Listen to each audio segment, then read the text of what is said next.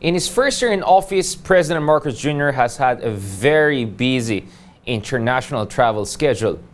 One of the most recent ones was to the United Kingdom, where he attended the coronation of His Majesty's Charles III.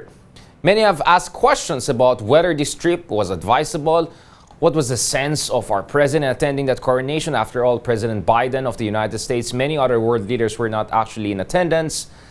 But from what we understand, this was a trip that was important to President Marcos Jr. for many reasons. First of all, the Marcoses and the royal family in the United Kingdom, they have a long history.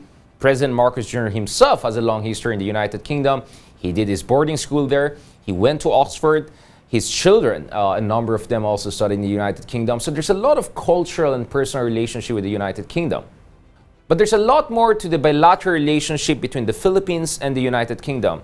For a very long time, we always want to talk about the United States, China, Japan, and powers in our neighborhood. But the United Kingdom is actually one of the permanent members of the United Nations Security Council. It still has one of the biggest economies on earth and a relatively robust finance and manufacturing sector. But the United Kingdom still has one of the biggest economies in the world. It has a robust manufacturing and, more importantly, financial sector. And increasingly, it's also flexing its muscle in this part of the world, meaning the Indo-Pacific. It's deploying more warships, it's signing new defense agreements, and it's reaching out to countries like the Philippines, which share the same democratic values and also the same strategic concerns with the rise of China. To better understand the history, the current status, and the long-term trajectory of bilateral relationship between the United Kingdom and the Philippines, especially under President Marcos Jr., we have a special guest, no less than the Ambassador of the United Kingdom, Laure Beaufils, to the Philippines. Good evening, everyone. Today we're joined by Laure Beaufils, His Majesty's Ambassador to the Philippines. Thank you very much, Ambassador, for joining us. Thank you, Richard, for having me. It's a pleasure to be here. Now, of course, I almost spoke in Tagalog or Filipino because I know that's a language that you're familiar with. You seem to be one of the few ambassadors out there who's making a concerted effort to learn the language. Can you tell me about it? Yeah, in fact, I studied Tagalog before I came here, Right. and it was a commitment by the Foreign Office to invest in language skills for ambassadors going overseas. I think the thinking is that languages are such an important way to establish relationships and to show that we're really serious about being here, that we're investing in the country that we're going to, and that we're here for the long term. You know, we're not Right. just short-term visitors. And I think when you spend 8 months learning a language, you don't just learn the language, you learn about the culture, Exactly, you learn yeah. about the festivals, you learn about the food, you learn about so much more. And it means that you can hit the ground running. So I can read some of your tweets in Tagalog and inspire and understand what... the humor, yeah, it's the gateway to the soul of a nation, as my dad would put it always. Yeah, I think so. And I think it is actually a really fun language. And Taglish certainly helps as well, right? Because you can just say, oh, I'm going to mag play or whatever, and have a bit of fun with that. But it is a fun language with lots of fun expressions. So I've really enjoyed learning it. Sadly, Richard, I did make a mistake when I got here about a year and 8 months ago, because I used to speak pretty well, actually. And then I found that everyone I speak to speaks better Tagalog it's better English than I do Tagalog. Right. So I haven't made an effort to maintain it at the same level. And now I've become a little bit shy. So I need to start again. So that's my commitment to you today, that I'll start again. Because I've become good at listening but less confident at speaking, so that needs to change. Believe me, you're not alone. I'm also working on my Filipino Tagalog. I grew up with Ilocano, the language of the North. And speaking of the Ilocano, of course, that's where the Marcoses come from, you know, and I think more and more ambassadors now are showing interest also in learning a smattering of Ilocano, which is a totally different language. It's not just a dialect, it's a totally different language. Now, speaking of the Philippines, you are also the ambassador of His Majesty to the Philippines in a very critical juncture. In fact, a very interesting time in Philippine history. I think this is the first time that we have a, how should I put it, an Anglophile president. I don't think we have ever had a president who has had as much exposure, not only to British educational institutions, but to British culture. If I'm not mistaken, President Marcos Jr. is known to be even aficionado of British music, you know. So, how does that make you feel? Does that make your portfolio or your obligations more difficult, more intense, more high stakes, or does it make is it more fun to be the ambassador to the Philippines with the president who's also as an Anglophile? So definitely to your latter question, and on the former, it's neither nor difficult nor challenging. Right. It's certainly an opportunity. So it's an opportunity Right. that I feel, yes, I've got a responsibility to lean into and to tap into. So undoubtedly the president is very fond of the UK, and that's really exciting for us. But I should say it's not just the president, right? We are very lucky to have the Secretary of Foreign Affairs having been a previous ambassador to the UK, the permanent representative of the Philippines at the UN was previously ambassador to the UK, and currently Ambassador Lagdameo, and of course Teddy Boy Locsin, who was previously Secretary of Foreign Affairs, now ambassador to London. So in some pretty key positions, you have people who know the UK, to get the UK, and are fond of the UK. So we just need to lean in and maximize that opportunity. And I think it's interesting you mentioned British music. Right. The president also loves the West End, so we really want to capitalize on that, and on whether there's more we can do on the soft power performance art side to use the president's interest to show not just the president but also the Filipino public all that we've got to offer in that space as well. Ambassador Beaufils, I mean, maybe this is just me, an outsider looking in, but I just sense President Marcos Jr. has very high level of comfort level with you folks from Britain. I mean, you could see it in his body language. We see your picture, your videos together. From my understanding, he's always excited to see folks from Britain. I think there's something almost sentimental going on there. Did you sense that when you met first time the president after he was victorious in the elections and throughout the years? Did you sense that kind of almost a sentimental conviviality? I wouldn't say sentimental. I've always found him to be very comfortable and at ease. To be honest, I haven't had the opportunity comparing that with others and other countries and ambassadors, but I've certainly found him always to understand where we're coming from, what we've got to offer, and of course he understands the country, our culture, and our traditions, as well as understanding our economy and what are the opportunities to work with that economy. So that does certainly present advantages. Now, the thing is, Britain, of course, is also going through its own transition, right? With the Brexit years behind you, and now you positioning yourself as a global force to reckon with. You're already a permanent member of the United Nations Security Council. You have a strong military presence. You have a kind of an Indo-Pacific strategy, of course, in this part of the world. But economically, you're also part of the successor to the TPP. What is the state of bilateral relations with the Philippines overall? And do you feel that now there's a special opportunity to take it to the next level, both on the security and maritime security front especially, and also on the trade and investment front? Yes, there's undoubtedly an opportunity for us right now, and it's not just the UK. I think lots of countries would say that. There's an opportunity. You mentioned trade. Our trade has never been higher, so we've already recovered from the post-pandemic era. Excuse me. And we're going to be doing more and more. There's no doubt about it in trade terms. You've mentioned CPTPP, which is a huge opportunity for us as the UK from a trading perspective, because it's such a huge bloc, but also because it's really the gold standard when it comes to trade.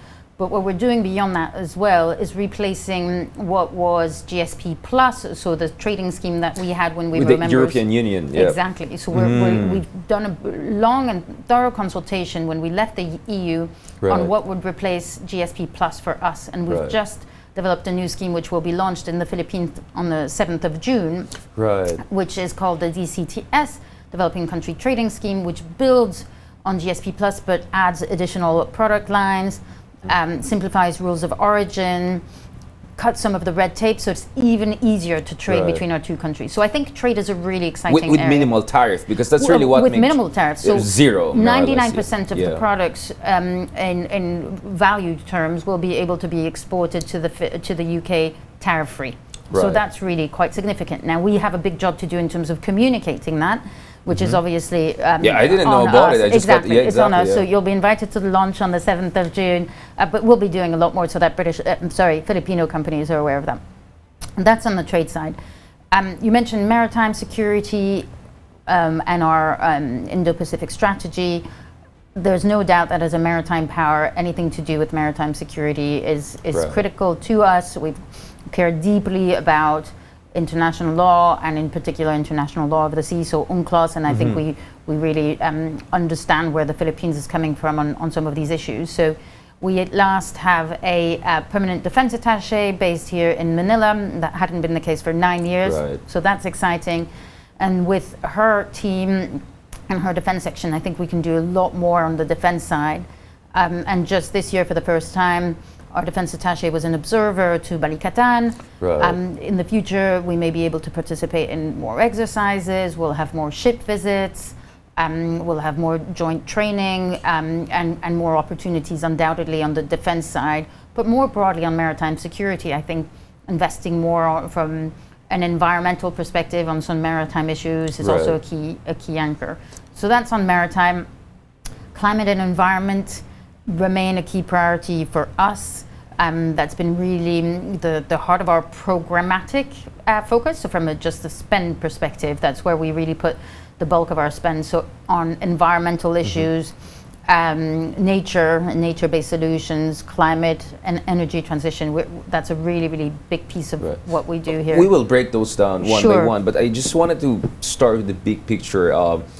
Now, the thing is, obviously, UK's strategic role in the region really was brought into the forth because of the AUKUS, right? And AUKUS tends to,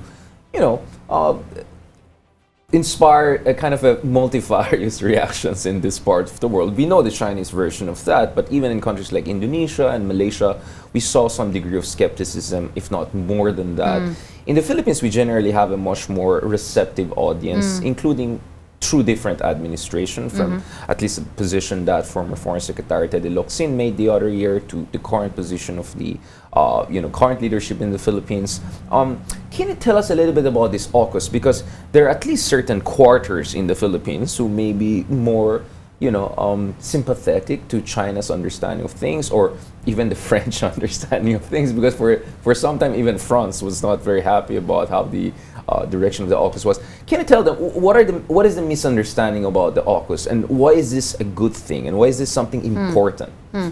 And just to say, because you mentioned France, I think the misunderstanding with France was a commercial one, so I don't think they're unhappy with the principle or the direction of travel, where we stand side by side and I think share the vision for a stable and peaceful Indo-Pacific. So the logic is simply that we do think that we have a role to play in the Indo-Pacific. Stability in this region is absolutely essential for all of us, be it from an economic perspective to obviously a security perspective, but also in values terms, it's really very important.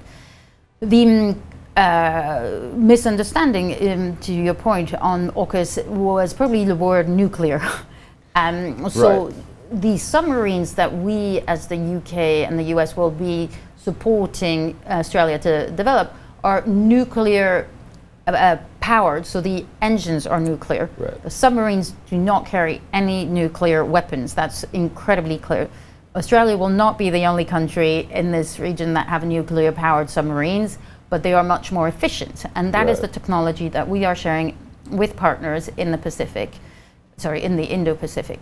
Why this matters is because what we're saying is we want to play our part, and we believe that through partnerships and people who are committed to peace and stability in the region, we can contribute to that peace and stability, increasing deterrence. And I think what we now know is that through multilateralism, small partnerships, but really essential ones, such as AUKUS, we can play our part to ensure that the region remains secure and stable. And that's very much what AUKUS is all about, playing to our strength, and with respect to the US and Australia, ensuring that we increase our respective capabilities and that we maximize interoperability. British officials and defense ministers, throughout the years I observed them, especially in Shangri-La Dialogue, among other multilateral fora, they describe Britain as a resident power. Can you explain that to folks? Because, we know why, but a lot of people will say, Britain, resident power in the Indo-Pacific? You come from all the way in the Atlantic, right? How can you call yourself a resident power? What are the direct, interests that Britain has here, which makes it impossible for you guys to be indifferent to the alignments and developments in this part of the world? Well, you've first of all just mentioned that we are a UN Security Council member, so permanent security, exactly. Sorry, permanent member. So we consider ourselves. We have a responsibility in that forum, but we also have a responsibility as a responsible international actor to ensure that we play our part for peace and stability and growth across the world. We are also obviously a Commonwealth country. His Majesty the King is the head of the Commonwealth. The Commonwealth is growing because I think in this rather fractured world, there's a realization that countries that share values and commitments to liberty, to rule of law, to freedom and democracy, they want to come together and they want to work together. So these are just two amongst many reasons for which we think that actually the UK can be a force for good and a partner holding hands with friends like the Philippines as we build this type of world that we want and as we really try to protect the rules-based international system, because this is what we're talking about right now in 2023. What kind of world do we want to leave to our children? And there are fractures when it comes to climate, and then there are fractures when it comes to the rules-based international system. And we believe that it is our responsibility to stand up for international law, working closely with partners, because partnership is really the name of the game in 2023. We do not have any anti-China view. Let's be really, really clear. In fact, our Foreign Secretary made a speech recently at Chatham House where he really majored on our relationship with China, and that was really useful. No decoupling, right? No decoupling from China. That's the emphasis. But it's much more than that. It's a recognition that China's done amazing things, not least lift 800,000 people from poverty. 800 million. I've got 3 zeros. 800 million people from poverty, and that we celebrate that. So, and a win for China is a win for us collectively because it is our world. And where there's peace and security and stability and prosperity, that's good for all of us. We also recognize that we can't solve the issues that matter to us, like climate change, like pandemic preparedness, like a bunch of others, without China. China is also a key trading partner for us, not just countries in Southeast Asia. So we understand this point about working with everyone. And so all of this is really important. And I think when people want, sound bites foreign policy, they're not going to get it from the UK. So what we want to do is three things when it comes to China. First of all, be clear on our national security interests and where there are challenges to our national security interests, whether that's through investments in particularly sensitive sectors, critical infrastructure, our democratic institutions, etc. We will protect them. That's essential, and we believe that's the right approach, obviously. Second is that we will work with partners in the Indo-Pacific, in particular, to strengthen partnerships that are in everyone's interest. So you mentioned CPTPP, right? So trade relationships are essential. That bloc is growing. The more we trade with each other, the more we strengthen each other, the more we grow in prosperity. The same goes for different groups in the Indo-Pacific, where again we support UNCLOS and we take a stand on some of these issues. And that's really quite important, and where we feel that China's actions contravene international law and contravene their commitments in international fora in the South China or Sea. treaties that they've signed up to, then we will speak out. We will unashamedly speak out. We think it's the right thing to do, and where they've signed up to, the UN Charter, etc., which is all about sovereignty, then they should be standing by their commitments on this. But the third pillar is working with China, very much working with China on climate change, on health, on a bunch of other issues, because we can't solve the world's problems without them, and they need to be at the table. So that's like another 2-minute version of what is a much more nuanced and sophisticated approach, I think, than talking about is it partner, is it challenge, etc. So that's the binary, simplistic binary way of putting it. Okay? And the other thing we're saying when we think about China is that we don't buy into this rhetoric of inevitability of increased tensions between the superpowers. It's not really helpful to talk in those terms. It's a bit too simplistic and easy, if you like, from an analytical perspective. But actually, the more people think about talk about this superpower dynamic, the less opportunity there is to actually find common solutions and think about how we can work better together. Yes, we will continue to stand up for international law. We will speak out when our values clash completely, but we will work together where appropriate and necessary. And so having that channel of communication remains important. I want to come back to your point about working with, 2 points, your values and foreign policy, and then working with middle powers or countries that don't want to choose. We don't want countries to choose, nor should they. And why would they? And that comes back to a polarized world. We don't want the pro-US, the pro-China. That's not helpful. I think it's actually very helpful for some countries to have different sorts of allegiances for different issues. But what we want to do is to have a strong, compelling offer to say, okay, on research, on science, on maritime security, here's what we bring to the party. And then we think that's going to be compelling, and we think it's right to work in partnerships with countries that share those interests. Where we do think things need to be principled is on international law.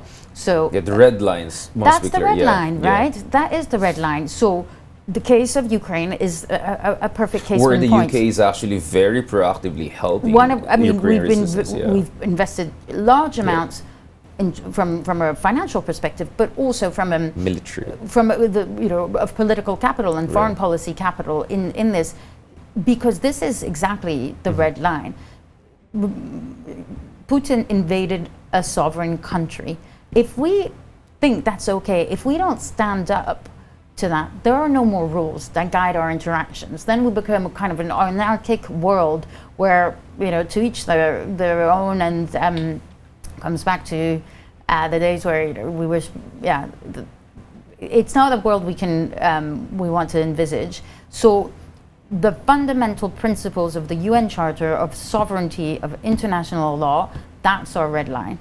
Now, on your questions on values-based politics, I think if we are very clear on our values of liberty, of freedom, that can be freedom of expression, freedom of speech, economic freedoms as well, and open economies, open societies. These are our values. We understand not everyone espouses them. That doesn't mean we can't work with them. So obviously they're not the same values, for example, as China. We will work with them on issues where it's in our common interest, and we will be very clear and proud about our values. But we won't say that's a make or break in terms of how we engage internationally. But putting our values at the heart of our foreign policy is right, because it shows that we believe these things are really important. So putting women's rights at the heart of our foreign policy, we do that. We've just launched our first ever international strategy for women and girls. I think that's something to be super proud about, right? We believe fundamentally that women are half of the world's population. I think most people would agree that. And that unless you empower them and work with them and give them a place at the table where they are key decision makers that inform policies and decisions, unless we do that, we are selling ourselves. We're not going to get the best outcomes. And of course, it's the wrong thing to do from a rights perspective. But these things, we're not going to be ashamed of putting these things at the heart of our foreign policy. But it doesn't mean that we will make countries choose, or that we won't work with others that don't share those But isn't there a kind of a disappointment here, because you have supposed democracies from India to Philippines and Indonesia, and then you have Ukraine, a kind of a thriving democracy, sovereign nation, just being invaded by Russia, and then you see all sorts of wishy-washiness in terms of positioning by a lot of these countries in this part of the world.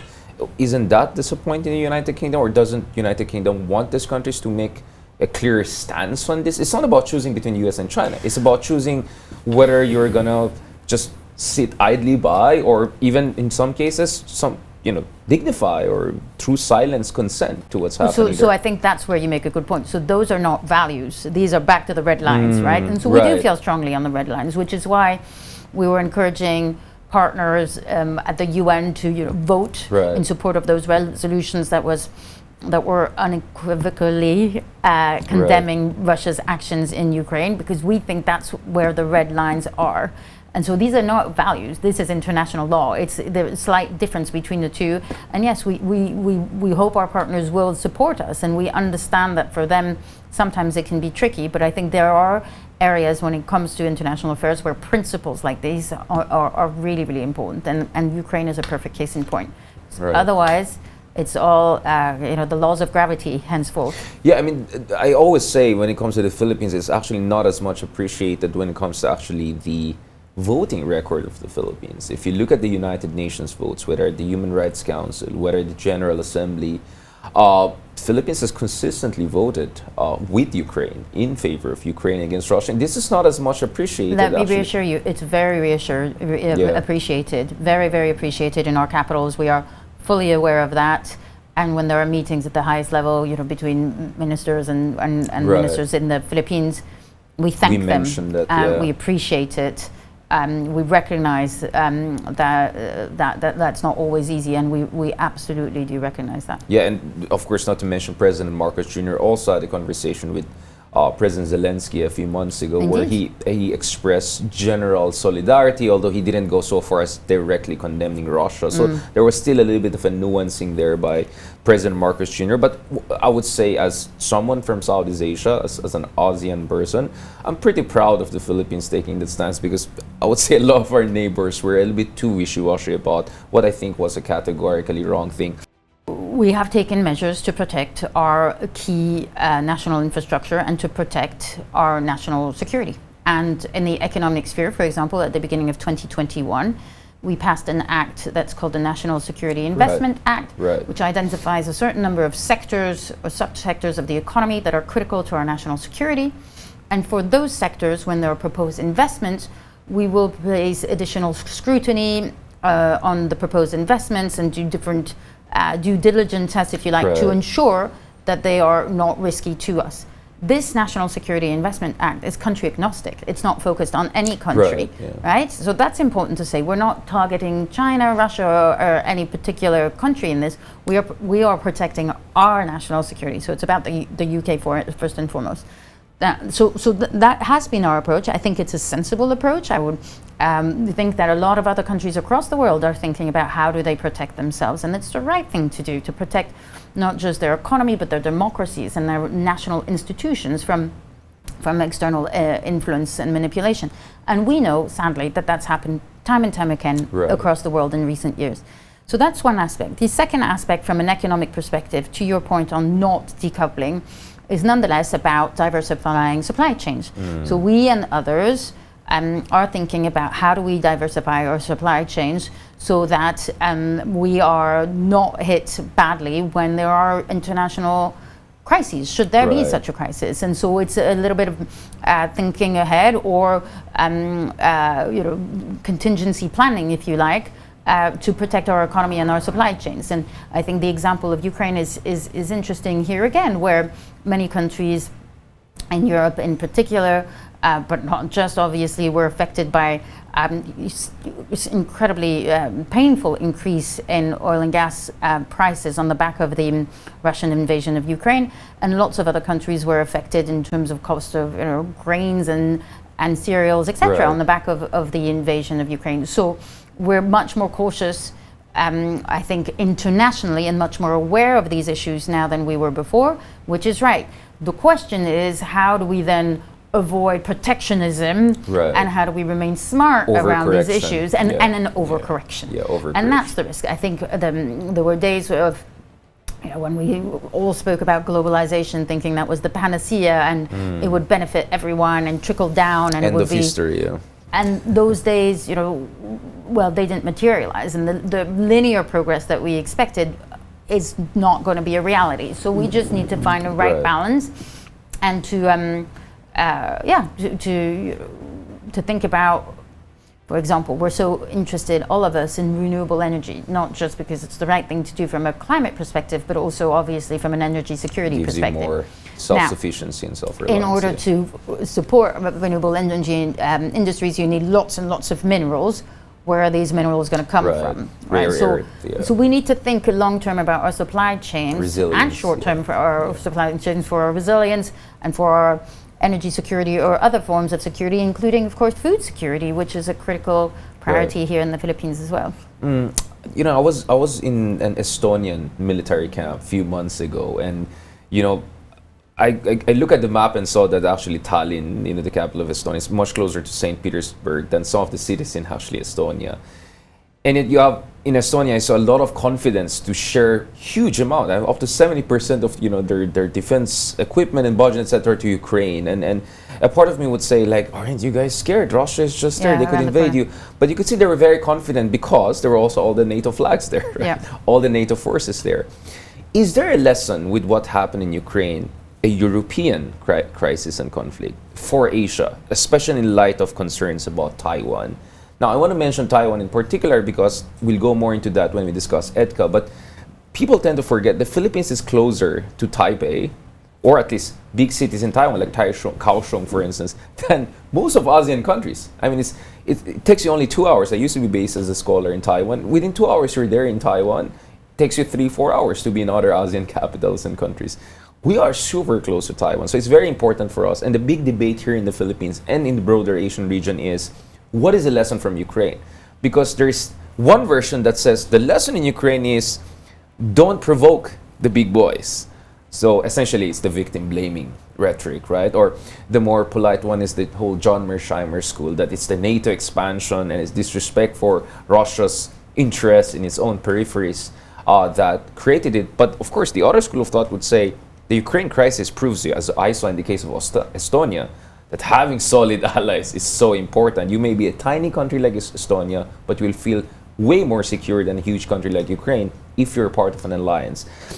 What do you have to tell about that from a UK European perspective? Are there lessons from Ukraine for Taiwan and for the Philippines, of course, because we're also facing our own challenges I think there's here. Lots of lessons from Ukraine, actually. Yes.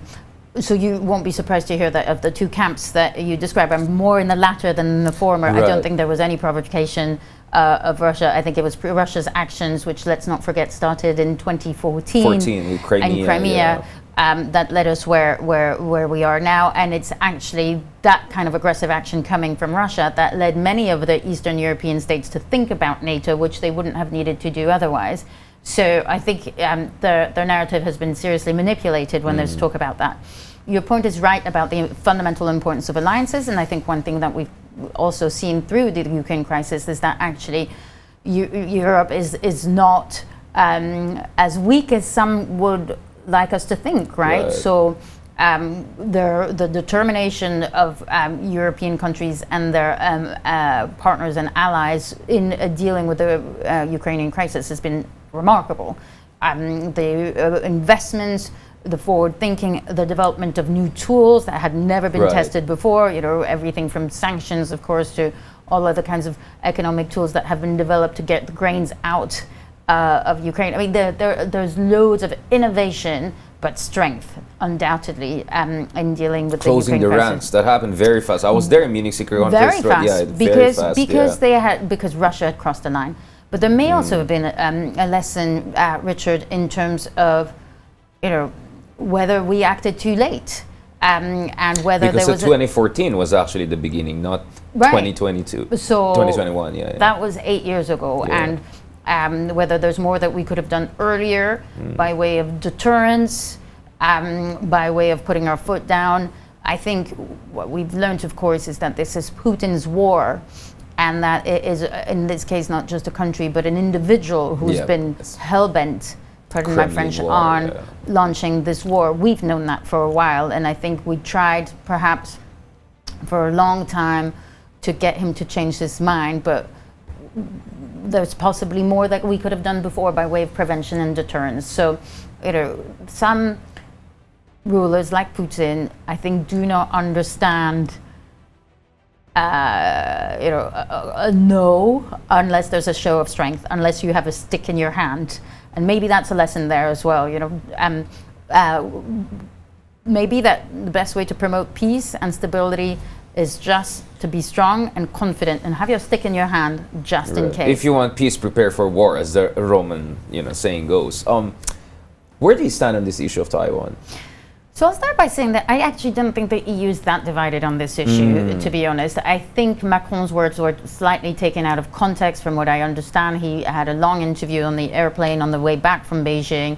And this is the Politico, I think, yeah. So it may have been that actually what he said was taken out of context. I think he's very clear and very principled as well when it comes to international law and such issues. Now, you ask how serious do we think the situation is? President Xi has made his ambition abundantly clear, and that is something that we are aware of. Yeah, that China has to be prepared to launch a potential invasion in few years down the road. In fact, by next year, Taiwan is going to have election, and if they elect someone very openly pro-independence, the timeline could be actually shifted a little bit earlier, right? So I think our view is that all of these issues, and with respect to Taiwan in particular, have to be resolved peacefully. It is absolutely in everyone's interest that that should be the case. You mentioned the semiconductors, but I mean the economic cost of a conflict over Taiwan would be exorbitant. Yes, the economic impacts are difficult for people to understand for what is a small island. It would be huge. Right. So it is in everyone's interest, every single country and everyone's interest, to ensure that there is no conflict over Taiwan. And so our perspective is very clear that everyone involved needs to find peaceful solutions to the situation, and that we need to de-escalate rather than escalate some of the tensions that we're seeing. You are His Majesty's ambassador to the Philippines, and the Philippines is increasingly kind of a frontline state, if I can put it that way, right? We're not only next to South China Sea, where we have disputes with China, and we'll talk about that because you have made very strong statements. UK has made very strong statements of solidarity with the Philippines. Perhaps you want to also say something about that, the harassment of our Coast Guard. But also on the EDCA issue, because the majority of the EDCA bases, the 9 of them, majority will have a maritime security aspect to them automatically just by the virtue of their location, right? Not to mention the kind of weapon systems and troops that we're expecting, the preposition systems that we're expecting to go there. So obviously Taiwan is becoming part and parcel of EDCA for a lot of people. I mean, we have bases in Cagayan and Isabela, which are very close to Taiwan. Now, President Marcos Jr. said they will not be used as a staging, platform, or they will not be used for offensive. But I mean, I think any military expert will tell you, push comes to shove, this will be part and parcel of any operations to help Taiwan. What is your understanding as His Majesty's ambassador? What do you think the Philippines is doing? Is this provocation, or this is about deterrence and preparation? Because that's another debate we're hearing a lot here in the Philippines. So I think the Philippines, in part, is also just catching up, right? So quite frankly, we're scrambling. Well, I wouldn't say scrambling, but we're coping with a new. I think. I see what you're saying. I think you're catching up in terms of your modernization of your air force, right. Your army and your air forces and Navy. Yeah, exactly. Yeah. I think that was needed. I think there's a sense that actually maybe you'd outsourced some of your defense a bit too long. So you're taking this into your hands, and I think it's the Philippines' right to want to be able to protect itself, and to want to just be ready should there be any reasons that it does need to protect itself. So, that is the bottom line, quite frankly, from a Filipino perspective and from our perspective, and we absolutely respect that wish from the perspective of the Philippines. And for, to your point about, yes, some of the sites are going to be northern facing, that's also the Philippines' rights and prerogative. Let's not forget that these sites are also about increasing the training and interoperability humanitarian assistance, and humanitarian assistance and disaster relief, which is critical for the Philippines. So this is not just preparing for a war. China, and I think we need to also really listen, genuinely listen, when the likes of Secretary Galvez and the President tells us that all the different functions of these sites that are called sites and not bases for a good reason. So these are important functions that will be needed by the Philippines for a whole variety of reasons, not just from a purely defense perspective, but it is the right of the Philippines to also want to defend itself and to have a credible AFP that is modern. We all want that, right? So I know we want that. We want to be ready in the hope that we never have to use the weapons that we have. In what sense is UK going to help the Philippines to push ahead with the modernization? What are we looking at here? Are there concrete proposals on the table in terms of weapon systems, in terms of training? Because you're helping Australia with their next generation. It's going to be Rolls-Royce engine is going to be used for submarines. So UK is, not a pipsqueak where it comes to defense technology. What is the future of defense cooperation between Philippines and UK? Because things are moving very fast, Ambassador. We are all sensing it. The velocity is crazy. The last 6 months have been extraordinary. The pace of change, it's difficult to keep up, right? Yeah. So first of all, to your first point on Balikatan, we've just observed, that was great. It was really interesting to hear from the Philippines side that there's interest in broadening participation in the future. So let's see what happens. It's certainly a possibility. Reciprocal access agreement, things like that. There could be in the mix, right? Let's see. I think we're having our biannual joint defense meeting over the course of the summer, and I think that will be the opportunity to really take stock and think, okay, where do we want to go from here? But to your other questions, we have done a lot by way of training in particular. And we will continue to do that, including in some of the most prestigious defense training colleges in the UK. We've done a lot recently in this last year in terms of ship visits and all that goes with that. We've participated in exercises. We've done all of that. I hope that will go from strength to strength. That's very much the direction of travel. I think the term you've used of a network of friends and partners is absolutely right. I think that's what the Philippines needs. It doesn't want to put all of its eggs in one basket. Exactly, and we've got lots of different strengths and expertise in different countries that do partner with the Philippines. We've got some strengths also in our defense equipment. We're talking with the Philippines about potential defense sales to complement what's already there and support Horizon 2 and 3. And I think that we've certainly got a role to play in that. We had our minister for the Asia-Pacific here in the Philippines just a month ago, roughly, Minister Anne-Marie Trevelyan, and she launched an initiative here called British Partnerships International, which is very much about leveraging finance, not just British finance, but finance in support of green infrastructure. And that's done through development finance, through export finance, private sector finance, to capital markets, etc. So, using the London Stock Exchange to raise money to invest, but also ODA, Overseas Development Assistance, as kind of equity in some companies. So that's one part of the initiative. And the second part is to complement that with expertise and technical assistance to make sure that money goes further, to de-risk for the private sector, etc. So it's really about leveraging and bringing in those billions from the private sector, and we do that. A facilitation mechanism. And sometimes you need public finance to unlock a problem, to do a feasibility study, to make sure that investors in geothermal, for the sake of argument, understand that the risk is worth them taking, etc. We also work closely with the ADB, having put in quite a lot of money in some of their funds on infrastructure development as well, and that will also leverage lots and lots of private sector finance here in the Philippines. And is this going to be, are you guys, UK, are you going to also work with Australia, US, etc., because there's the Blue Dot Network, there's all sorts of different unilateral, multilateral. There are lots and lots of different programs, and this is what I think is confusing. And I really think on climate finance in particular, that is confusing, and we've launched an initiative to try to untangle the spaghetti and to simplify things, because you think it's hard for the Philippines. Imagine if you're a small island developing state in the Pacific with very, very limited capacity. It's really hard to make sense of that. So that I will give you as a challenge that we are working on. To your point, though, on what else, so that's kind of the public sector initiative that we've launched as the British government. But one of the best things we can do, Richard, is just also enable the private sector to take the lead, right? So show them where the opportunities lie and make sure that those bridges are made, because they can then come in of their own rights and own volition. So you mentioned Rolls-Royce earlier. Obviously, they're a key player.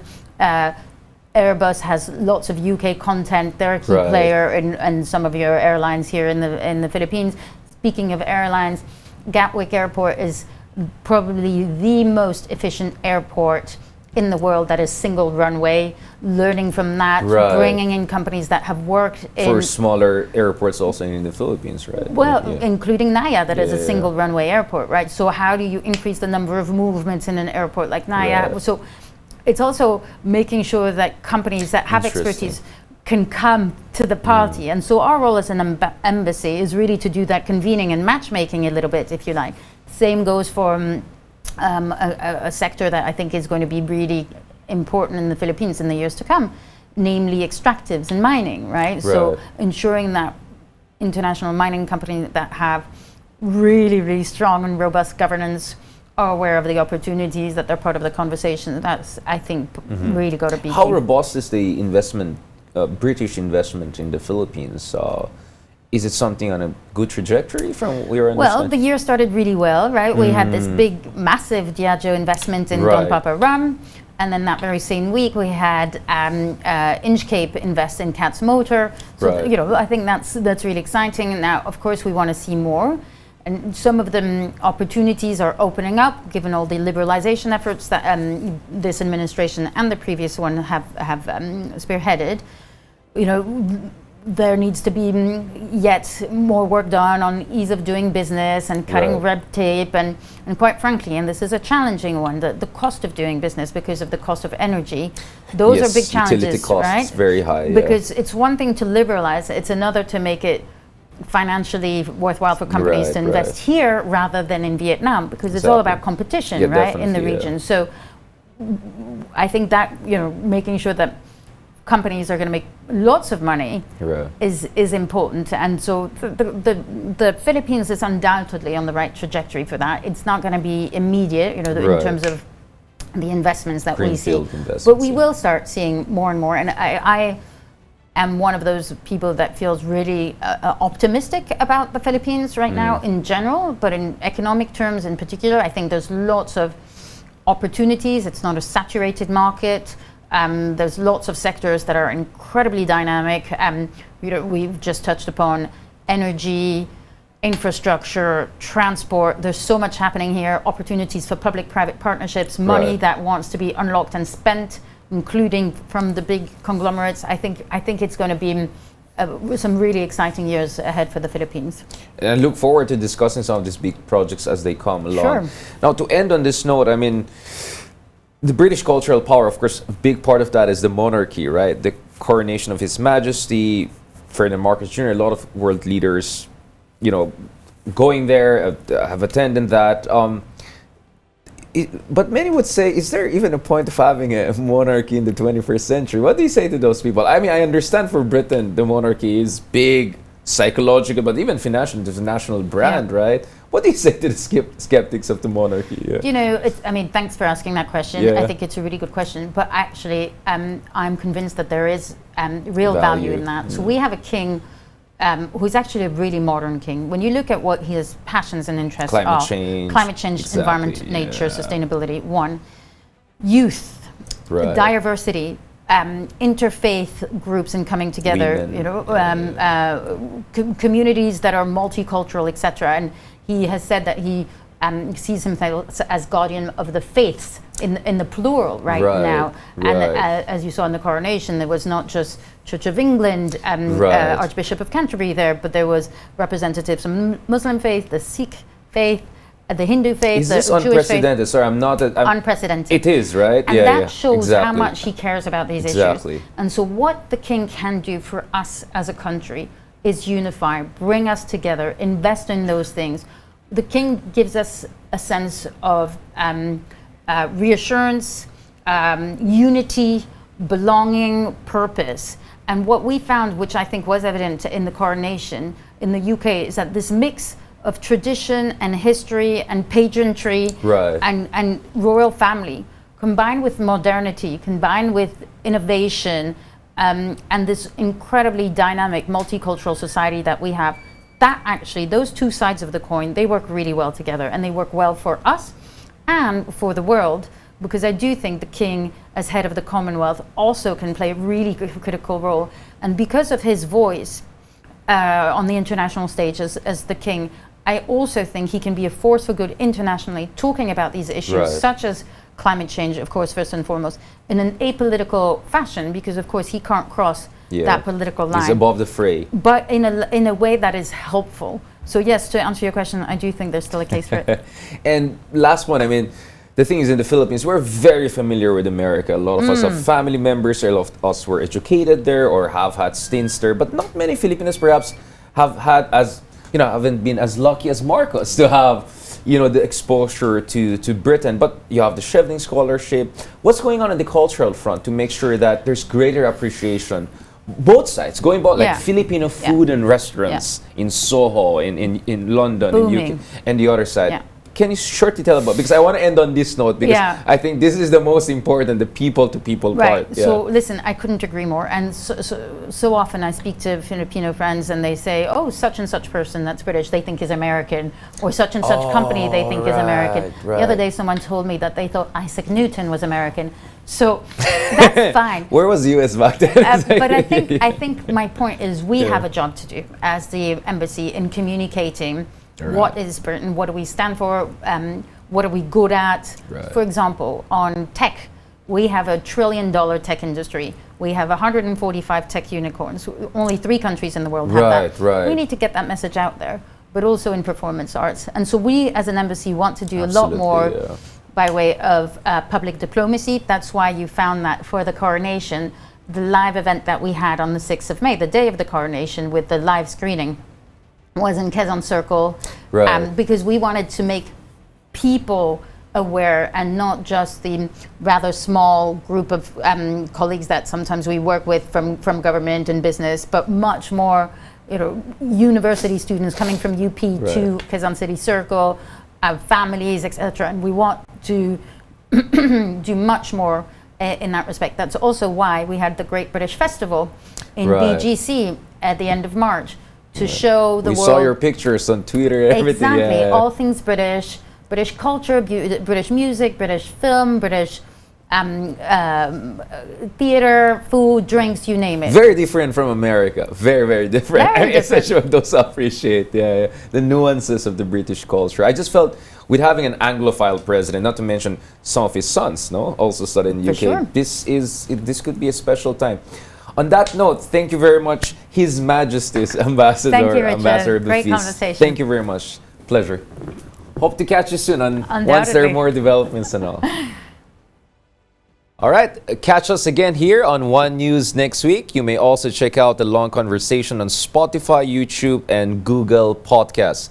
I am Richard Heydarian, and that is The View from Manila. We're One News, all sides, all the time.